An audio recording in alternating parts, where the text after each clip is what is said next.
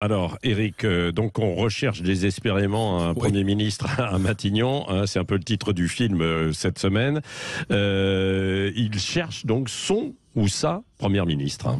Oui, moi je vais titrer l'édito comme ça, Patrick. Recherche Premier ministre désespérément, parce que c'est vrai que on commence à se poser des questions. Emmanuel Macron, on prend son temps. Il a souvent dit qu'il était le maître des horloges. Bon, très bien, tout cela avant la cérémonie officielle de sa nouvelle investiture. Mais on sent que ce n'est pas si facile, voire même qu'il y a du mou dans la corde à nœuds. Hein, après le refus de Valérie Rabault, la présidente du groupe PS à l'Assemblée nationale, et d'autres refus. Alors on se pose des questions. Deux choses l'une, ou bien le profil de Premier ministre que cherche Emmanuel Macron est tellement rare qu'il est difficilement trouvable, ou bien c'est l'exercice du pouvoir qu'incarne ou qu'incarnait Emmanuel Macron et les réformes qu'il doit porter qu'il pose problème, des réformes qui seraient, disons, difficiles à assumer pour le futur ou la future locataire de Matignon. Oui, plusieurs personnalités politiques semblent avoir refusé Matignon. Alors qu'est-ce qui coince ?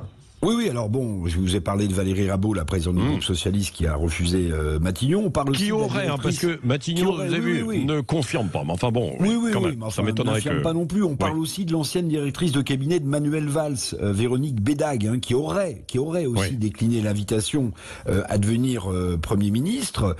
Emmanuel Macron recherche plutôt une femme, plutôt de gauche, évidemment pour couper l'herbe sous le pied de Jean-Luc Mélenchon, qui lui fait carton plein depuis cette nuit avec son Union populaire, puisqu'il a réussi à convaincre le Parti socialiste.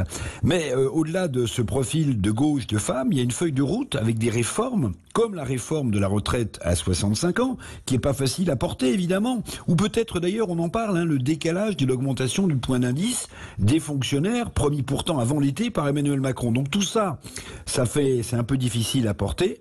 Et c'est notamment à gauche, pour un profil de gauche, parce que par définition, on ne souhaite pas endosser de tels marqueurs d'une politique sociale qui serait jugée trop libérale. Oui, alors les élections législatives approchent, Éric.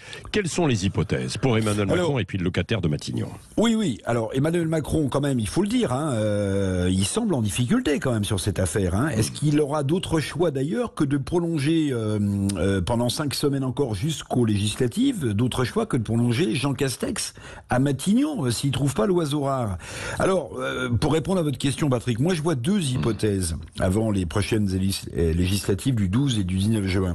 La première, c'est une majorité de la République En Marche, avec sa constellation de micro-partis qui composent la République En Marche, sans véritable colonne vertébrale politique d'ailleurs. Mais alors, pour mener quelle politique et on parle peut-être, si les difficultés s'accumulent et que la République En Marche a une majorité, on parle de l'éternel retour du jeune ancien premier, François Bayrou, au premier plan. Eh oui. Deuxième hypothèse, une majorité surprise en dehors des clous de la majorité présidentielle. On parle évidemment beaucoup de l'Union populaire en ce moment de Jean-Luc Mélenchon.